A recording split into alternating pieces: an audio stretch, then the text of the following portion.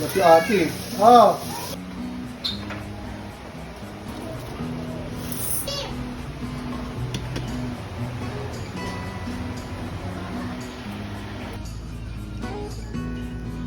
Wait, wait lang.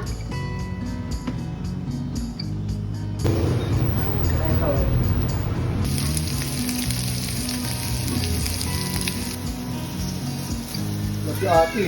Ah. Buhay nanay, for today's video, kamusta kayo mga mare? Pagkagising ko, binuksan ko na agad yung bintana para pumasok yung hangin at yung liwanag. Tinanghali na nga kami ng gising, kaya bago nga ako makapagluto, nag-prepare muna ako ng umagahan. Nagpainit nga lang pala ako ng tubig mga mare, at habang hinihintay ko, nagsalang naman ako ng sinaing. Etong sinaing namin, pang buong araw na namin to mga mare, dahil 3 lang naman kami sa bahay. Nag-prepare na nga rin pala ako ng cereal ni Habila, dahil alam nyo naman mga mare, eto nga yung paborito niyang umagahan. At dahil napasarap nga yung tulog namin, dahil malamig yung panahon, hindi na ako nakapagluto ng ulam na may sabaw. 11:30 na nga ito mga mare, kaya eto, kumuha na nga lang ako ng delata, at eto na nga lang yung kakainin namin sa pananghalian. Binuksan ko nga lang dyan mga mare, tapos eto, hiniwa ko na. Gustong gusto ko yung luto ng maling kapag medyo tostado mga mare, kayo ba? Anyways, pagkatapos kong makapagluto, kumain na kami at umakyat na nga ako sa taas. Eto nga pala yung na-order kong Halloween costume para kay Habila. Hindi na nga sana ako bibili ng Halloween costume niya at ipapagamit ko na lang yung ginamit niya last year. Which nga yung costume niya last year. Ang kaso nung sinukat ko nga mga mare, medyo maikli na, kaya eto bumili na ako ng bago. 4 years old nga lang pala si Habila mga mare, pero etong pinili ko ay pang 6 to 7 years old na. Bali set na nga itong binili ko at marami na nga itong kasamang freebies. Bali Maleficent nga pala yung costume na to mga mare, at medyo malaki nga yung size na pinili ko para magamit niya pa next year. Medyo pricey kasi mga mare, kaya gusto ko masulit naman ni Habila. Char. Anyways, eto nga pala yung kasamang feather. Grabe, napakaganda nito mga mare, at meron na siyang sabitan. Yung dress nga pala nito, tutu dress, tapos sobrang stretchable kaya matagal niyang magagamit. Eto naman yung nilalagay sa braso, sobrang stretchable nito mga mare. Bali, eto naman yung feather na ilalagay sa dibdib mga mare. Naku, napakaganda nitong costume na to, at sulit na sulit talaga yung babayaran mo. Etong ibon nga mga mare ay napakagaan lang, kaya pwede mong ilagay dito sa one, or di naman kaya ay pwede mo ang ilagay sa costume. Ganito nga yung itsura niya kapag suot na mga mare. Nako, napakaganda niyan lalo na sa personal. Sulit na sulit yung presyo niya. Bali, yung size nga pala nito again ay 6 to 7, kaya kung gusto nyo ng mas mahaba, mag-add lang kayo ng additional size. Kinagabihan wala kaming ulam at nag-crave na naman nga ang mare nyo sa sangyup. Nako, alam nyo na yan mga mare na napakahilig ko nga kumain ng sangyupsal, kaya eto, nagsuggest na ako kay Papa na eto na nga lang yung kainin namin for dinner. Kahit umuulan nga mga mare, umalis kami para bumili ng mga ingredients. Craving satisfied na naman nga ang mare nyo.